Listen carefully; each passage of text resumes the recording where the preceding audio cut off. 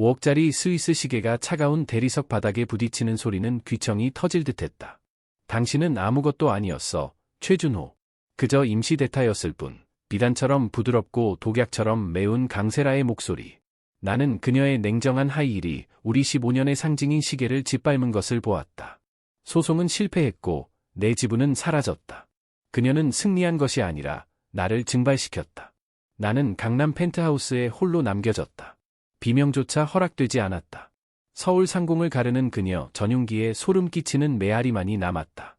인천국제공항 활주로 옆 전용기 터미널 구석에 덩그러니 서서 나는 강세라의 제트기가 시커먼 하늘로 솟아오르는 것을 지켜봤다. 내 이름은 최준호, 50대 중반. 여행용 고급 캐리어는 여전히 내 손에 쥐어져 있었다. 몇 달 전부터 약속했던 우리의 결혼기념일 여행, 세라가 그토록 자랑했던 파리에서의 로맨스라는 건 처음부터 없었던 모양이다. 지난 1월부터, 아니 어쩌면 그녀와 함께했던 10수년의 세월 동안 나는 늘 나 혼자 계획하고 나 혼자 믿었다. 나는 파리에서 그녀와 나눌 순간들을 담으려고 비싼 라이카 카메라 렌즈까지 새로 샀고 제일 아끼는 제일모직 셔츠들을 챙겼다. 하지만 보란듯이 세라는 그 전용기 입구에서 자기 비서들과 젊은 친구들, 소위 빛나는 인맥이라는 둥글게 모인 무리 속에서 킬킬거리고 있었다. 모두 프라다 선글라스와 세상 모든 것을 소유한 듯 또각거리는 하이힐 차림이었다. 오빠, 미안. 이거 급하게 걸스 올리 여행이 됐어. 세라는 그렇게 말하며 늘 나를 세상 바보로 만드는 특유의 비웃음, 그 싸구려 미소를 던졌다.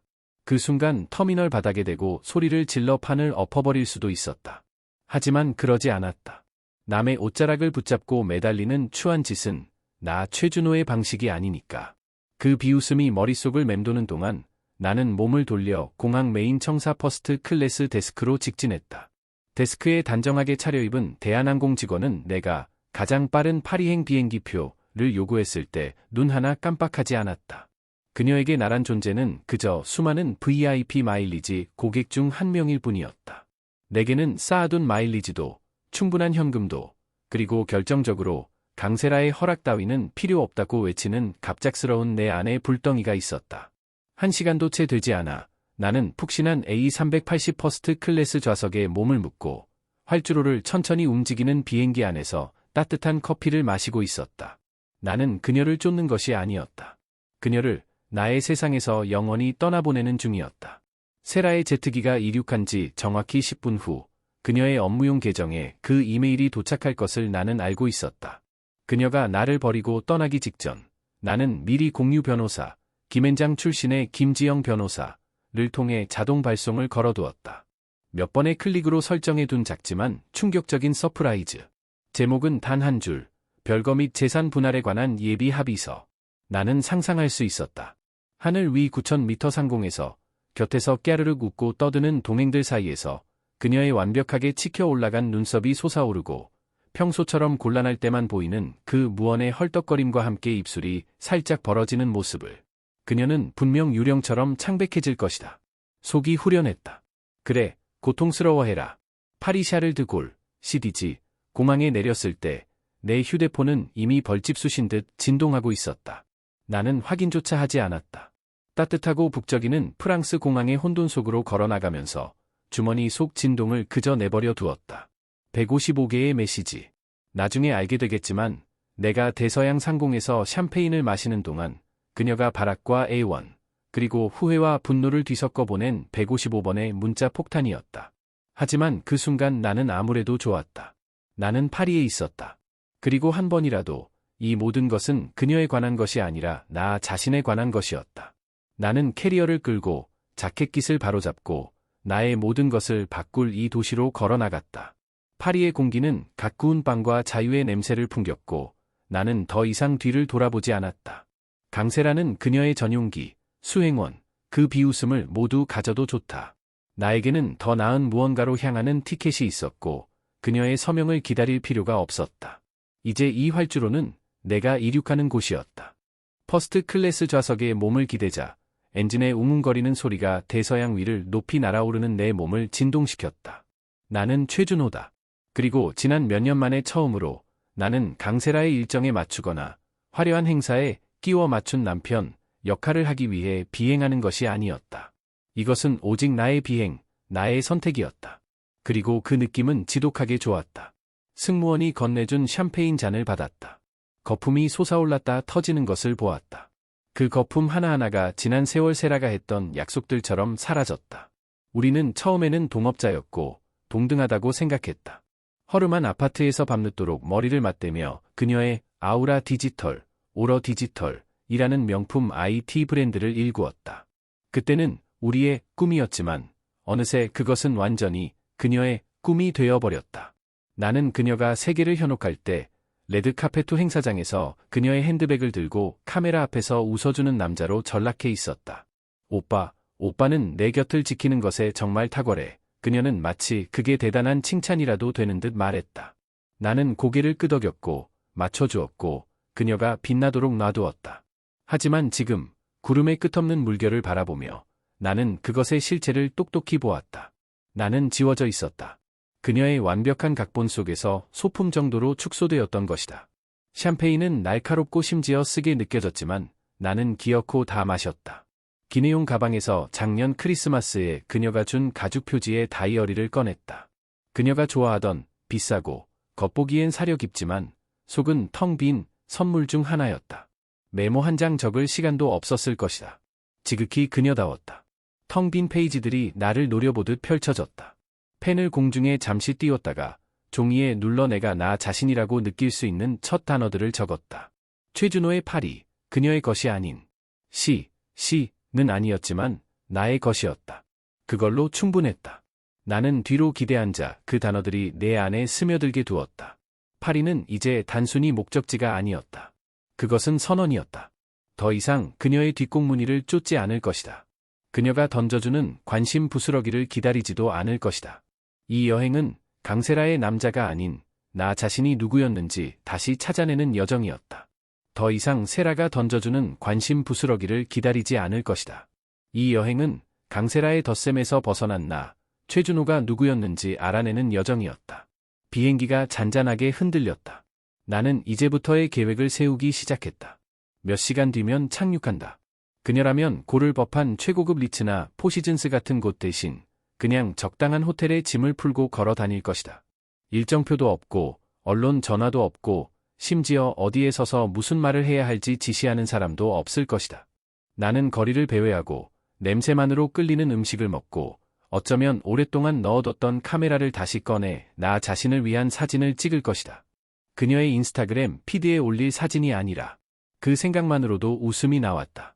지난 몇 년간 그녀를 위해 억지로 지어온 연기용 미소가 아닌 진짜 웃음이었다.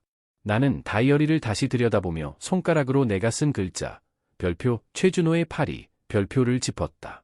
자유 그 자체의 소리였다. 내가 거기서 무엇을 찾을지는 몰랐다.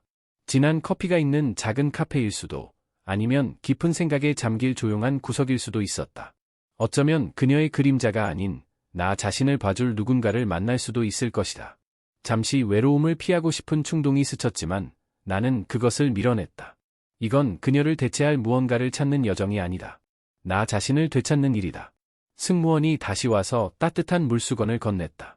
나는 그것을 받아들고 내 손을 닦았다. 마치 지난 10년간 그녀의 들러리를 서며 쌓인 때를 문질러 닦아내듯. 창밖의 하늘은 석양이 지면서 분홍빛과 황금빛으로 물들고 있었다. 나는 휴대폰을 확인하지 않았다. 그녀의 메시지를 볼 필요도 없었다. 그녀를 초조하게 만들고 내가 어디로 갔는지 궁금하게 내버려 두자. 적어도 한 번쯤은 내가 기다리는 입장이 아니었다.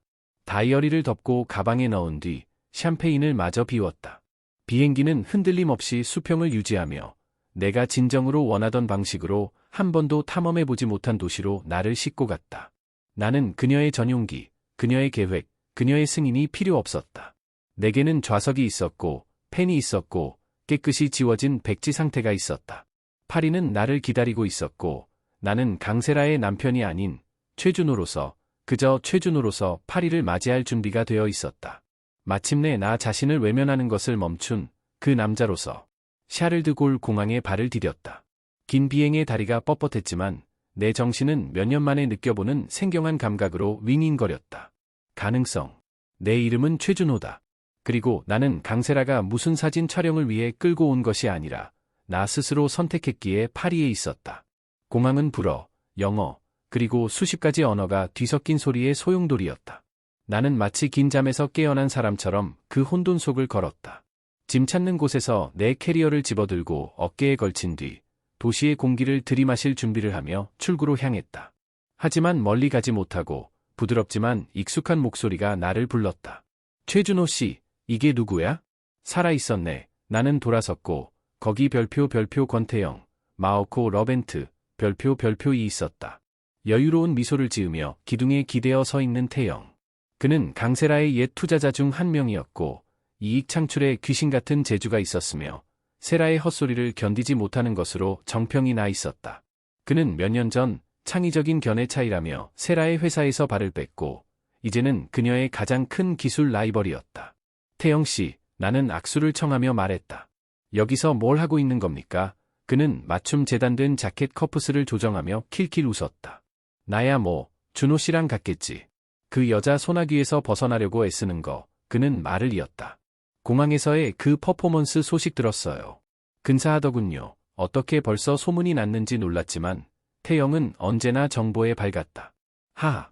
뭐, 거기 서서 울고 있을 생각은 없었으니까. 그는 고개를 끄덕였다. 마치 당연히 그래야 한다는 듯이. 잘했어요.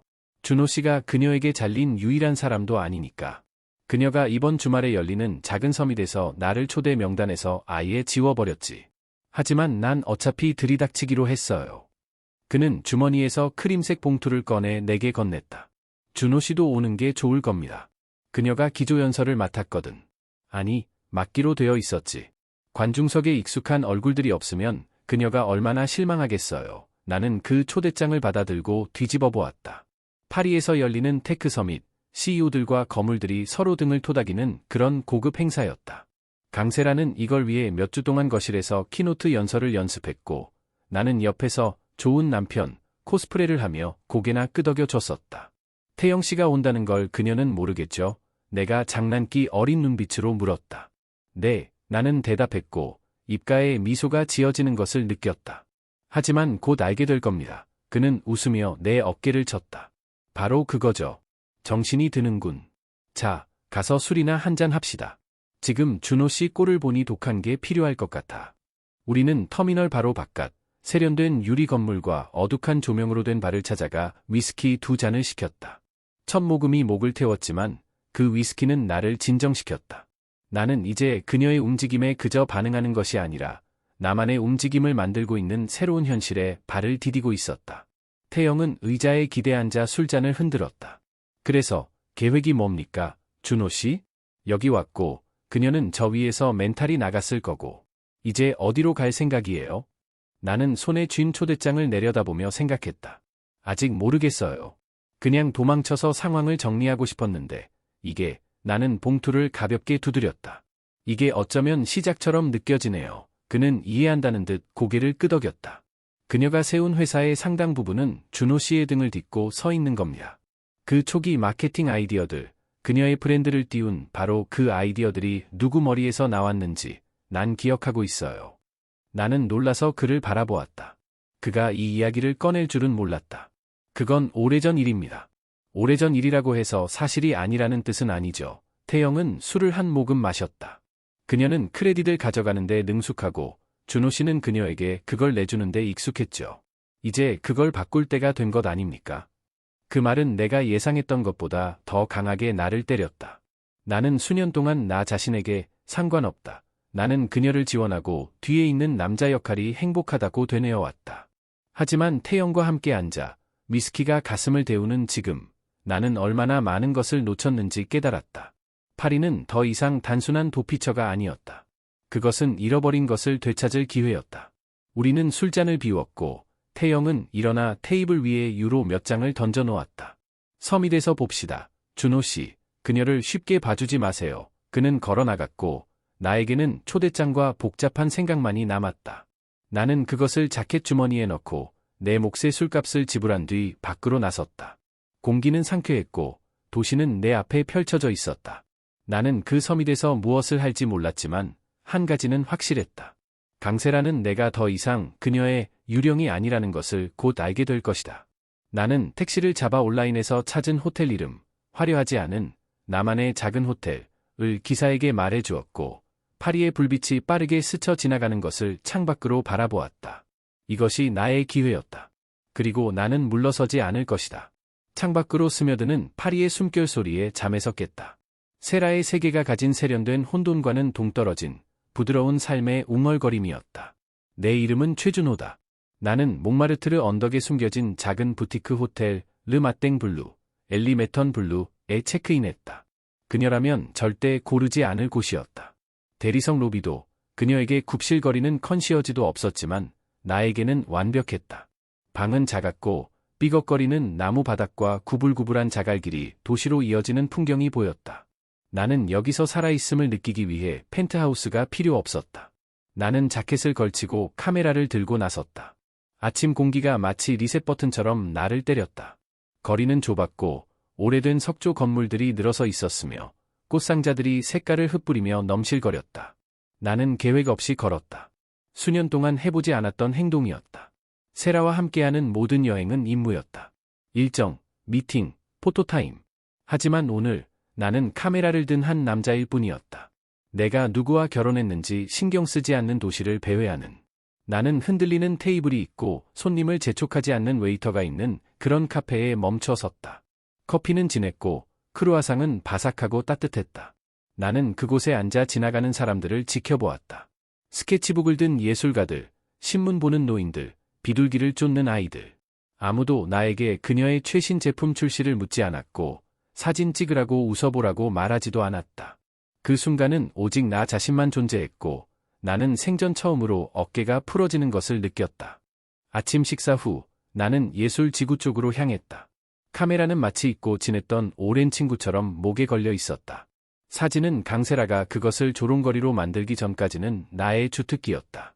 오빠, 귀여운 취미네. 그녀는 마치 내가 장난감을 가지고 노는 어린아이인 양 말했다. 나는 그 이후로 카메라 이야기를 꺼내지 않았고 그녀의 피드에 올릴 사진이 필요할 때를 제외하고는 카메라를 들고 다니는 것을 멈췄었다. 하지만 여기 파리에서는 나는 그것을 눈높이로 들어 올렸고 길 모퉁이, 금이 간 벽, 수레에서 꽃을 파는 여인을 찍기 시작했다. 세상은 렌즈를 통해 다르게 보였다. 더 선명하게, 마치 내 손가락 사이로 빠져나가게 두지 않고 붙잡아 둘 수 있는 것처럼. 몇몇 현지인들이 나를 주목했다. 베레모를 쓴 나이든 남자와 스카프를 단정하게 묶은 여성이었다. 당신 사진작가요? 남자가 거칠지만 친근한 영어로 물었다. 그냥 재미로요. 나는 카메라를 내리며 말했다. 당신들 도시가 참 아름답네요. 그는 자랑스럽게 씩 웃었고 그들은 나에게 카메라 장비와 내가 좋아하는 구도에 대해 묻기 시작했다. 단 한 번도 그들은 강세라나 그녀의 브랜드를 언급하지 않았다. 마치 내가 그녀의 그림자에서 벗어나 나 자신의 피부 속으로 걸어 들어간 것 같았다. 그날 밤 나는 카페 벽에 붙어있는 전단지를 따라 동네의 한 옥상 전시회로 향했다. 그곳은 전등으로 장식되어 있었고 공기는 수다와 담배 연기로 자욱했다. 나는 값싼 와인 한 잔을 홀짝이며 날 것 그대로의 살아있는 느낌을 주는 조각과 그림들 사이를 돌아다녔다. 그리고 그때 별표 제네비에브 손, 제너비브 소원, 별표를 만났다. 그녀는 자신의 설치 미술 작품 옆에 서 있었다. 전선과 스크린들이 뒤얽혀 이미지가 부서졌다가 다시 합쳐지는 혼란스러운 작품이었다. 그녀는 짙은 머리카락을 느슨하게 묶고 있었고 뺨에는 물감이 묻어 있었으며 마치 내 속을 꿰뚫어 보는 듯한 눈빛으로 나를 바라보았다. 이 작품에 대해 어떻게 생각하세요? 그녀가 자신의 작품을 가리키며 물었다. 마치 무너져 내리면서 동시에 다시 시작하는 것 같아요. 나는 감각적으로 내뱉었다. 혹시 말이 안 되는 소리가 아닌가 싶었다. 그녀는 천천히 알겠다는 듯한 미소를 지었다. 정확해요. 지우기와 재탄생, 일에 있어 엔드 리버스. 당신은 그걸 이해하는군요. 우리는 한동안 이야기를 나누었다. 그녀의 목소리는 부드러웠지만 단단했다. 그녀는 이 작품이 어떻게 자신을 지워내고 그 밑에 있는 본질을 찾아가는지에 대한 것이라고 설명했다. 때로는 마침내 보이게 되기 위해 스스로 사라져야 해요. 그녀의 말이 마치 주먹으로 맞는 것처럼 내 가슴을 때렸다. 나는 수년 동안 강세라의 스포트라이트 속으로 희미해지며 사라져 왔다. 하지만 더 이상 그럴 필요가 없을지도 모른다. 나는 내가 그날 카메라를 다시 들었다는 이야기를 했고 그녀는 내가 말하는 것 이상의 무언가를 이해한다는 듯 고개를 끄덕였다. 내일 다시 와요. 그녀가 말했다. 작업실에서 워크숍이 있어요. 당신이 찍은 사진들을 가져와요. 나는 그녀의 말이 머릿속에서 울려 퍼지는 채로 옥상을 나섰다. 아래의 도시 불빛들은 흐릿하게 번졌다. 몽마르트르는 해방처럼 느껴졌다. 한 걸음 한 걸음이 내가 예전의 나로부터 멀어지게 했다. 이제 나는 강세라의 인정이나 그녀의 전용기가 필요 없었다. 내게는 카메라가 있었고 커피 얼룩이 묻은 지도 한 장과 낯선 예술가에 계속 나아가라는 초대가 있었다. 파리는 이제 나의 것이었고 나는 그것을 놓치지 않을 것이다. 옥상 전시회에서 돌아온 후 내 머리는 제네비에브의 말과 파리가 나의 것이 되기 시작한 방식 때문에 계속 윙윙 돌았다. 내 이름은 최준호다. 나는 하루 종일 아드레날린으로 버티며 거리를 걸었고 사진을 찍었고 강세라의 남편이 아닌 나를 아는 사람들과 이야기했다. 호텔방은 조용했다. 삐걱거리는 마룻바닥 소리와 멀리서 들려오는 도시의 낮은 웅얼거림뿐. 나는 자켓을 의자에 던지고 신발을 벗어 던진 뒤 침대에 몸을 파묻고 천장을 응시했다. 내 휴대폰은 협탁 위에 어둡고 조용하게 놓여 있었다. 공항을 나선 이후로 전원을 켜지 않았다. 강세라가 나에게 퍼부을 어떤 것도 처리하고 싶지 않았다. 하지만 지금 무언가가 나를 끌어당겼다. 호기심일 수도 아니면 그녀가 얼마나 무너졌는지 확인하고 싶은 심리일 수도 있었다. 나는 휴대폰을 집어들고 전원 버튼을 눌렀고 진동과 함께 화면이 켜지기를 기다렸다. 화면이 밝아졌고 거기에는 155개의 메시지가 있었다. 그녀에게서 온 알림들이 마치 피할 수 없는 기차 사고처럼 쌓여 벽을 이루었다. 나는 아직 메시지를 열지 않고 그저 미리 보기만 스크롤하며 지켜보았다. 처음 몇 개는 전형적인 강세라의 오만함이었다. 아직도 공항이야? 오빠, 유난 떨지 마. 그녀가 이겼다고 생각할 때 내뱉던 그 날카로운 웃음소리가 내 머릿속에 울렸다. 아마 그녀는 전용기가 이륙한 직후 수행원들과 샴페인을 마시며 내가 얌전히 앉아 그녀가 돌아오기를 기다릴 것이라고 생각하며 보냈을 것이다. 메시지 20번쯤에서 톤이 바뀌었다. 어디야? 이번에는 비웃음이 없었다. 그 후 몇 개 뒤에는 최준호, 대답해. 나는 계속 스크롤했다. 단어들이 흐릿하게 뭉개졌다. 45번쯤에서 그녀는 완전히 화가 났다. 도대체 무슨 짓을 한 거야? 이건 분명 우리의 법률 고문이 보낸 별거 합의서라는 작은 선물이 그녀에게 도착했을 때일 것이다. 나는 혼자 미소 지었다. 상공 9,000m에서 그녀가 인박스를 뒤적이며 완벽한 손톱으로 화면을 더 세게 두드리는 모습을 상상했다. 메시지는 계속 쏟아져 나왔다. 통제력을 잃은 그녀의 홍수였다. 나한테 이럴 수 없어. 96번 메시지에 그녀가 썼다. 마치 공항에서 나를 버린 것이 내가 아니라 그녀인 것처럼. 그리고 사과가 시작되었다. 최준호, 이야기해야 해, 제발. 124번, 미안해. 142번, 나는 거의 소리내어 웃을 뻔했다. 강세라는 사과를 하지 않는다. 코너에 몰리지 않는 한. 마지막, 155번은 달랐다. 우리 이거 고쳐야 해, 요구도, 비아냥거림도 없는, 그저 애원하는 말이었다. 나는 어두운 방에서 빛나는 화면을 오랫동안 응시했다. 내 엄지손가락이 답장 버튼 위를 맴돌았지만, 누르지 않았다. 무슨 말을 해야 할까? 그녀는 나를 거기에 세워두고 웃었고, 이제 내가 마침내 그녀의 게임을 멈췄기 때문에 허둥대고 있는 것이다. 나는 휴대폰을 껐다. 화면은 다시 검게 변했고, 나는 그것을 협탁 위에 내려놓았다. 그녀가 궁금해하게 두자. 그녀가 그 상황을 스스로 감당하게 두자.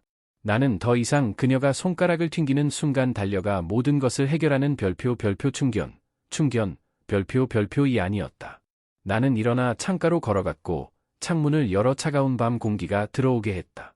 파리가 반짝이는 불빛과 조용한 거리로 내 아래에 펼쳐져 있었고 나는 가슴 속 무언가가 가라앉는 것을 느꼈다. 평화일 수도 아니면 힘일 수도 있었다. 그녀가 수천 개의 메시지를 보내도 아무것도 바뀌지 않을 것이다. 나는 여기서 내 삶을 살고 있는 반면 그녀는 전용기라는 거품 속에서 소용돌이치고 있을 뿐이다. 나는 테이블에서 카메라를 집어들고 그날 찍은 사진들을 훑어보았다. 꽃수레, 금이 간 벽, 베레모를 쓴 노인. 완벽하지는 않았지만 그것들은 나의 것이었다. 그리고 그 느낌은 그녀를 위해 찍었던 어떤 연출된 사진보다 좋았다. 나는 내일 있을 제네비에브의 워크숍을 생각했다. 그녀가 지우개와 재탄생에 대해 말했던 것, 어쩌면 이것이 바로 그것일 것이다. 나는 판을 깨끗이 닦아내고 강세라의 문자 폭탄이 내가 예전에 나였던 그 남자를 묻어버리게 두는 것이다. 나는 그녀에게 대답할 의무가 없었다. 내 시간을 줄 의무도 없었다. 그녀는 내가 구걸하러 돌아가지 않을 것임을 곧 알게 될 것이다. 나는 침대에 올라가 차가운 시트가 피부에 닿는 것을 느끼며 눈을 감았다. 휴대폰은 꺼진 채로, 메시지는 읽히지 않은 채로 있었다. 수년 만에 처음으로 나는 그녀의 목소리가 아닌 내일을 속삭이는 파리의 소리만 들으며 잠이 들었다. 몽마르트르, 르 마땡 블루, 방 커튼 사이로 햇살이 쏟아져 들어오는 소리에 나는 잠에서 깼다. 파리를 한 폭의 그림처럼 보이게 하는 부드러운 빛이었다. 내 이름은 최준호다. 그리고 한 번도 그녀의 명령을 짓는 강세라의 목소리나 알림이 울리는 그녀의 휴대폰 소리에 놀라 깨지 않았다. 그저 나, 고요함, 그리고 내가 만들어갈 하루뿐이었다. 나는 기지개를 켰다. 전날의 방황으로 다리에 느껴지는 통증을 느끼며 미소 지었다. 오늘은 제네비에브의 워크숍이 있는 날이었고 나는 그것이 나를 어디로 데려갈지 볼 준비가 되어 있었다. 나는 간단히 샤워를 하고 스웨터와 청바지를 걸치고 카메라와 길 아래 사진관에서 인쇄한 몇 장의 사진을 들고 나섰다. 생제르맹은 몽마르트르에서 꽤 먼 거리였지만 걷는 것이 싫지 않았다. 이 도시의 모든 구석은 나에게 무언가를 보여줄 것이 있었다. 거리는 사람들로 활기가 넘쳤고 공기는 빵과 커피 냄새로 가득했다. 나는 노점에서 별표 팡 오 쇼콜라, 페인 오 차클러트, 별표를 사서 걸으면서 먹었다. 부스러기가 내 자켓 위에 떨어졌다. 워크숍 장소, 책방 위 구석에 숨겨진 작은 스튜디오에 도착했을 때 나는 이미 충만한 아침을 보낸 기분이었다. 제네비에브는 그곳에서 스크린과 케이블을 설치하고 있었다. 그녀의 손은 빠르지만 확신에 차 있었다. 왔군요. 그녀는 그 특유의 반쪽짜리 미소를 지으며 올려다보았다. 영혼을 갈아 넣을 준비는 되었나요? 나는 웃으며 카메라를 들어 보였다. 비슷한 것 같아요. 그녀는 나를 안으로 들어오게 했고 나는 다른 몇몇 사람들, 대부분 물감 얼룩이 묻은 손가락과 조용한 에너지를 가진 예술가들과 합류했다. 워크숍은 디지털 자화상에 관한 것입니다. 그녀가 설명했다. 하지만 온라인에 올리는 잘 다듬어진 종류가 아닙니다. 우리는 우리 자신을 해체할 겁니다. 그녀는 목소리를 낮추지 않고 단호하게 말했다. 우리가 누구였는지를 끄집어내고 그것을 부숴서 남은 것을 찾아내는 거죠. 나는 완전히 이해하지는 못했지만 시도할 준비가 되어 있었다. 그녀는 프로젝터에 연결된 태블릿을 내게 건네주었고 사진을 업로드하고 픽셀 단위로, 레이어 단위로 그것을 뜯어내기 시작하는 방법을 보여주었다. 나는 내가 찍은 사진들을 훑어보다가 몇 달 전 강세라가 올렸던 사진 하나에 멈췄다. 어떤 갈라 행사에서 우리 둘이 찍은 사진이었다. 그녀는 반짝이는 드레스를 입고 있었고 나는 액자 속에서 절반만 잘려나가 마치 나중에 생각난 사람처럼 웃고 있었다. 그녀는 캡션을 파워 커플 따위로 달았겠지만 나는 그 사진이 내가 거의 존재하지 않는 것처럼 보여서 항상 싫었다. 나는 그것을 업로드했고 이미지가 실제보다 크게 스크린에 번쩍였다. 제네비에브가 몸을 숙였다. 시작하기 좋은 사진이네요. 이걸로 뭘 하고 싶어요? 나는 생각할 틈도 없었다. 그녀를 지워버리고 싶어요. 그녀는 미소 지었고 내게 화면에서 그녀를 픽셀 단위로 지워나갈 수 있는 도구를 보여주었다. 그녀의 드레스는 사라졌고 얼굴은 아무것도 아닌 것처럼 흐릿해졌다. 남은 것은 나, 어색하고 불완전한 반쪽짜리 형상뿐이었다. 하지만 나는 멈추지 않았다. 나는 계속해서 테두리, 배경, 그리고 그날 밤 내가 지었던 가짜 미소를 부숴나갔다. 픽셀들은 먼지처럼 흩어졌고 나는 그것을 재구축했다. 내 실루엣을 중심으로 끌어당기고 내가 파리에서 찍은 사진들의 선과 그림자로 채워 넣었다. 갈라 행사는 사라지고 그 자리를 자갈길과 거리의 불빛이 대신했다. 마침내 나 혼자 온전하게 서 있는 모습이 되었다. 방은 조용했고 모두들 자신의 작업에 몰두하고 있었지만 나는 제네비에브가 나를 지켜보고 있음을 느꼈다. 이게 당신이군요. 그녀는 스크린을 보며 고개를 끄덕였다. 당신이 연기했던 누군가가 아니라 나는 그것을 바라보았다. 나의 형태, 나의 도시, 그녀의 흔적은 없었다. 네, 나는 낮은 목소리로 말했다. 그런 것 같아요. 우리는 몇 시간 동안 그곳에서 작업했다. 수정하고, 찢어내고, 집중과 해방이라는 이상한 조합으로 공기가 윙윙거렸다. 나는 그 사진 하나에만 멈추지 않았다. 우리가 함께했던 시절의 다른 사진들을 불러와 그것들도 갈갈이 찢었다. 그녀가 내게 가방을 들게 했던 해변 여행 사진, 그녀의 음식을 사진 찍느라 바빴던 저녁 식사 사진. 모두 사라졌다. 그 모든 것들이 새로운 무언가로 변했다. 내가 마지막 이미지를 저장했을 때 제네비에브가 걸어왔다. 방금 당신의 첫 번째 감정적 정직성 작품을 발표했어요. 그녀는 흔들림 없는 눈빛으로 말했다. 기분 좋죠? 안 그래요? 나는 고개를 끄덕였다. 목소리가 나오지 않았다. 정말 좋았다. 좋은 것을 넘어섰다. 마치 그녀의 스포트라이트 아래 몇 년 동안 묻혀있던 무언가를 다시 움켜쥔 것 같았다. 해가 지평선 아래로 내려갈 때 나는 스튜디오를 나섰다. 태블릿은 내 팔 아래에 있었고 그 이미지들이 내 머릿속에 선명하게 새겨져 있었다. 파리가 황금빛으로 물들며 살아있는 듯 빛났다. 그리고 나는 느껴본 적 없는 가벼움으로 호텔로 걸어갔다. 강세라의 세계는 더 이상 나를 소유하지 않았다. 나는 그것을 조각조각 해체하고 그 자리에 진짜 무언가를 건설하고 있었다. 나는 택시에서 내려 파리의 차가운 저녁 공기 속으로 들어섰다. 서밋 장소의 불빛이 마치 등대처럼 빛나고 있었다. 내 이름은 최준호다. 그리고 오늘 밤은 더 이상 숨는 것이 아니었다. 나서는 밤이었다. 권태영이 나를 이 저녁 식사에 초대했고 강세라가 주최하기로 되어 있던 바로 그 자리였다. 나는 두말 없이 수락했다. 초대장은 주머니 속에서 하루 종일 만져져 구겨져 있었지만 단순한 식사 이상의 무언가로 가는 티켓처럼 느껴졌다. 나는 자켓을 고쳐 입었다.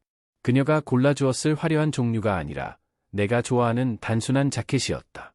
그리고 안으로 걸어 들어갔다. 장소는 온통 유리와 금빛으로 번쩍였고 내 옛 차보다 비싼 수트를 입은 IT 임원들과 투자자들로 가득 차 있었다. 나는 방을 훑어보았다. 그녀가 특유의 여왕벌 미소를 지으며 등장할 것을 반쯤 예상했지만 그녀는 없었다.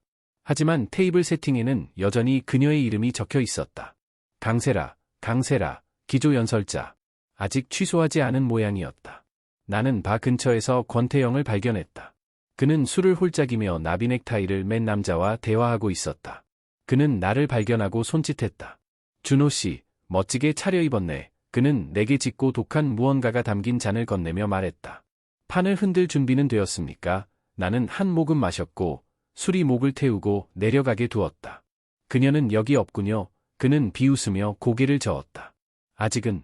소문에 의하면 그 이메일이 터진 후로 그녀는 연락이 두절 상태랍니다. 팀 전체가 허둥대고 있더군요. 내가 더 물어보기도 전에 누군가 내 팔을 잡았다. 강세라의 비서실장, 별표 유민지, 릴리 멀로, 별표였다. 그녀는 잔뜩 신경이 곤두서 있었고 깔끔하게 묶었던 금발머리는 이미 흐트러져 있었다. 최준호 대표님. 하나님 맙소사. 그녀가 나를 옆으로 끌어당기며 속삭였다. 법적 조치 이후로 대표님, 세라은 완전히 멘붕이에요. 오늘 밤 왜 안 왔는지 아무한테도 말 안 했어요. 나는 눈썹을 치켜세우며 목소리를 차분하게 유지했다. 그건 그녀가 설명할 목이죠. 민지 씨, 내가 할 일이 아니고요. 그녀는 예상치 못한 반응에 눈을 깜빡였다. 걱정되지 않으세요? 아니요. 나는 그녀가 당황하도록 만들 만큼만 미소를 지었다. 그녀가 그녀의 이야기를 하게 내버려 둬요. 나는 나의 이야기를 할 겁니다. 민지는 나를 쳐다보더니 천천히 고개를 끄덕였고 사람들이 테이블로 이동하기 시작하자 물러섰다. 나는 내 자리를 찾았다. 태영 덕분에 뒷자리에 처박히지는 않았다. 자리에 앉자 방의 웅성거림이 나를 덮쳤다. 곧 기조연설이 시작될 예정이었는데 어떤 대타 연사가 메모를 더듬거리고 있을 때 사회자가 단상에 올랐다. 신사숙녀 여러분, 그의 목소리가 울려 퍼졌다. 시작하기 전에 이 자리에 계신 한 분을 소개해야겠습니다. 최준호 씨, 강세라 씨가 제대로 된 공적 없이 그녀의 제국을 세운 초기 마케팅 개념의 진정한 창시자입니다. 공기가 멈췄다. 모든 머리가 돌아갔고 시선이 나에게 꽂혔다. 나는 잠시 얼어붙었다. 술잔이 입술 중간쯤에 멈췄다가 사람들의 놀란 숨소리가 물결치자 잔을 내려놓았다. 권태영이 몸을 숙이며 시익 웃었다. 판을 흔들겠다고 했죠. 무거운 침묵이 감돌았고 누군가 박수를 쳤다. 처음에는 느리게, 그러다가 점점 빨라지더니 방 전체가 박수 소리로 터져나왔다. 나는 일어나 고개를 끄덕였다. 달리 뭘 해야 할지 몰랐다. 사회자는 계속해서 혁신과 알려지지 않은 영웅에 대해 이야기했지만 나는 거의 듣지 못했다. 내 심장이 뛰고 있었다. 초조해서가 아니라 다른 무언가 때문이었다. 어쩌면 안도감 또는 정당성 회복 때문이었을 것이다. 수년 동안 나는 그녀가 모든 공로를 가져가도록 내버려 두었다. 나는 회사가 번창하는 한 상관없다고 스스로에게 말했다. 하지만 상관이 있었다. 그리고 이제 모두가 알게 되었다. 저녁 식사는 계속되었다. 접시가 부딪히고 목소리가 높아졌지만 나는 마치 그 위를 떠다니는 것 같았다. 사람들이 나에게 와서 악수를 청했고 그 초창기 시절에 대해 물었다. 당신이 진짜였군요. 내가 알아볼 수 있는 한 테크 블로거가 말했다. 그녀는 당신을 한 번도 언급하지 않았습니다. 그럴 필요가 없었죠. 나는 가볍게 대답했다. 어쨌든 나는 거기 있었으니까. 그녀가 굳이 그럴 필요는 없었죠. 나는 담담하게 말했다. 어쨌든 나는 거기 있었으니까. 군중이 흩어질 무렵 권태영이 나에게 다가왔다. 대응 잘하더군요. 프로 같았어. 강세라는 아마 이걸 혐오할 겁니다. 잘 됐네요. 나는 진심으로 말했다. 혐오하게 둬요. 우리는 밖으로 나섰다. 밤 공기가 피부에 날카롭게 와 닿았다. 나는 이 순간의 무게를 느끼기 위해 그녀가 여기 있을 필요가 없었다. 사람들이 보낸 박수 소리는 여전히 내 머릿속에 울려 퍼졌다. 그것은 내가 과거에 했던 일뿐만 아니라 지금 일어나서 걸어나가고 있는 나 자신에게 보내는 찬사였다. 유민지 비서의 멘붕이라는 단어는 머릿속에 남아 있었다. 세라가 지금쯤 호텔방에서 휴대폰에 대고 소리를 지르며 이 상황을 어떻게든 포장하려 애쓰고 있을까 궁금하기도 했지만 그 생각에 오래 머물지 않았다. 이 저녁 식사, 이 밤은 그녀를 필요로 하지 않았다. 나는 혼자 걸어 들어갔고 더 커진 사람이 되어 걸어 나왔다. 파리는 나에게 그것을 주었고 나는 그것을 되돌려 줄 생각이 없었다. 그 다음 날 저녁, 나는 센 강변을 따라 걸었다. 강물은 도시의 불빛을 금이간 거울처럼 반사하고 있었다. 내 이름은 최준호다. 나는 여전히 그 서밋 저녁 식사의 여운을 즐기고 있었다. 사람들의 놀란 숨소리, 그 박수갈채, 그리고 나를 마침내 볼 가치가 있는 사람으로 바라보던 그 눈빛들. 짜릿했지만 가슴속의 조용한 가려움까지 지워주지는 못했다. 그날 아침, 강세라에게서 또다시 문자 메시지가 왔다. 지난 며칠간의 소음 속을 꿰뚫고 들어온 단 한 줄, 만납시다. 언론 없이, 우리 둘만, 나는 커피를 마시며 그 메시지를 응시했다. 컵에서 피어오르는 김이 시야를 가렸다. 나는 이성적으로는 그러면 안 된다고 생각했지만, 결국 답장을 보냈다. 조소, 카페 류미에르, 저녁 7시. 그리고 지금, 나는 그녀를 만나러 가는 길이었다. 무엇을 원해서 가는지는 확신할 수 없었지만, 이제 그녀와 마주해야 할 시간임을 알았다. 카페는 작은 골목에 숨겨져 있었고, 둥근 테이블들이 보도 위로 쏟아져 나와 있었다. 나는 일찍 도착하여 레드와인 한 잔을 주문했고, 강물이 흐르는 것을 보며 밖에 앉아 있었다. 그녀는 10분 늦게 나타났다. 평소처럼. 그녀의 하이힐 소리는 경고 사격처럼 또각거렸다. 해가 진 지 오래되었는데도 선글라스를 쓰고 있었다.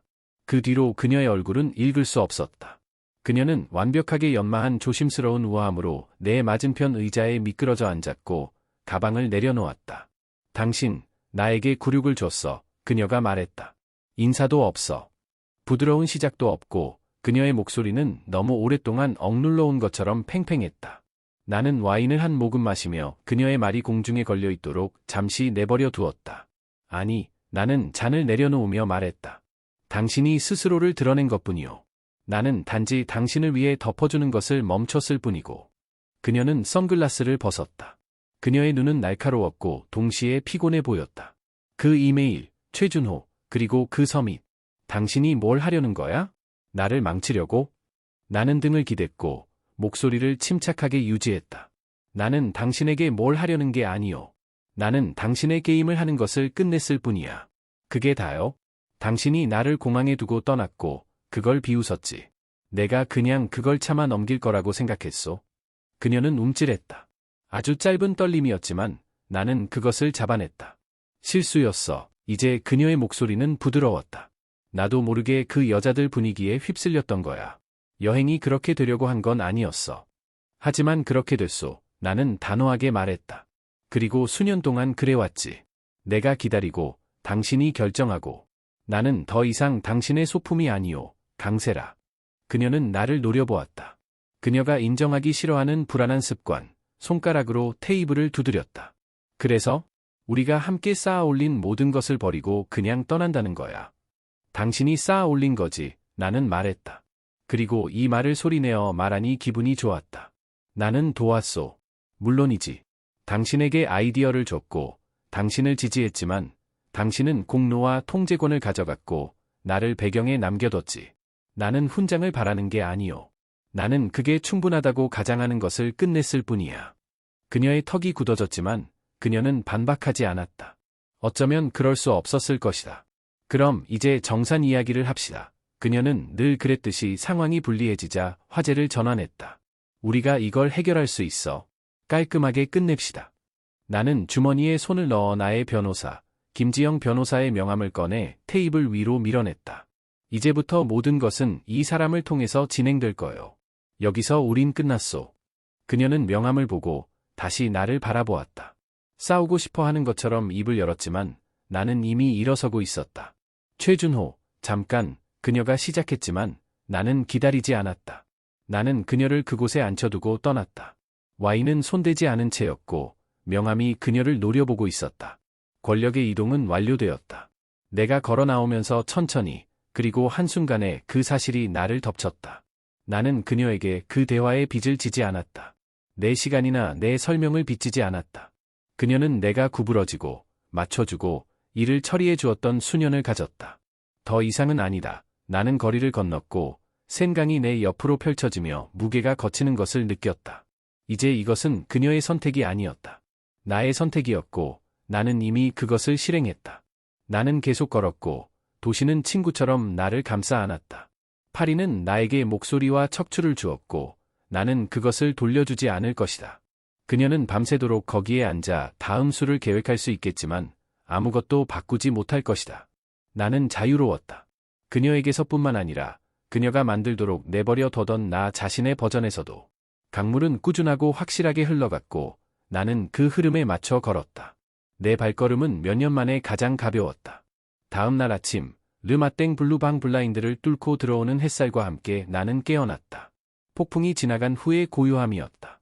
부드럽고, 꾸준하고, 나의 것이었다. 내 이름은 최준호다.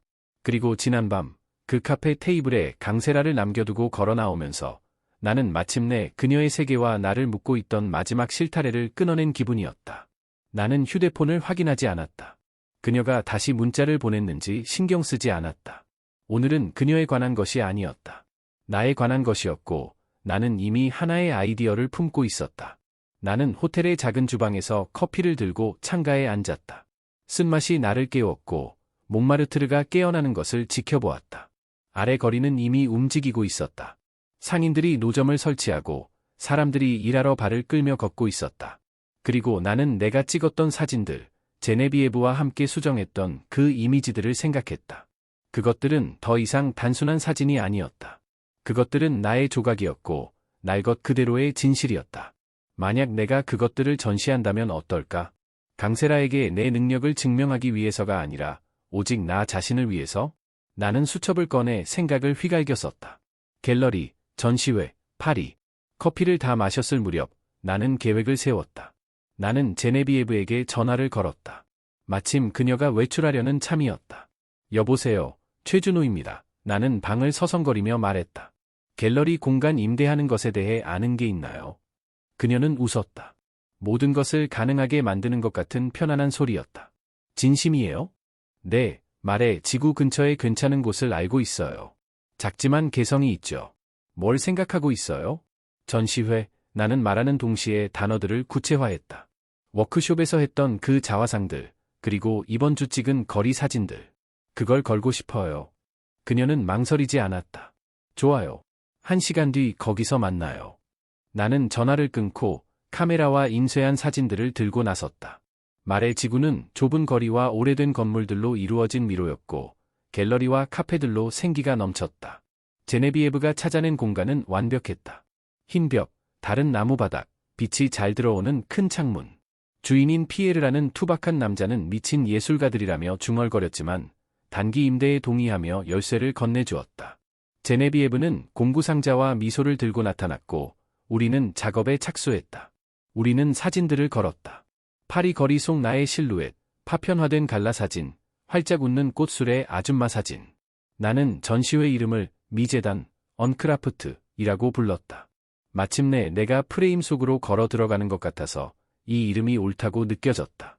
우리는 액자를 조정하고 레이아웃을 수정하며 하루 종일 그것이 진짜처럼 보일 때까지 작업했다. 그 다음 날 오후, 우리는 문을 열었다. 화려한 것은 없었다. 그저 앞쪽에 표지판 하나와 입소문뿐. 사람들이 한두 명씩 들어왔다. 주로 현지인들이었고, 그 다음은 몇몇 관광객들이었다. 그들의 목소리가 벽에 부딪히며 내 작품을 감상했다. 나는 뒤에 서서 그들이 머뭇거리고 이야기하는 것을 지켜보았다. 빨간 코트를 입은 한 여성이 꽃술의 사진을 샀는데 할머니를 생각나게 한다고 했다. 턱수염을 기른 남자는 디지털 작품 뒤의 기술에 대해 물었다. 군중은 아니었지만 충분했다. 이틀 후 모든 인쇄본이 팔렸다. 나는 웃음을 멈출 수 없었다. 권태영이 그 이틀째 밤에 들렀다.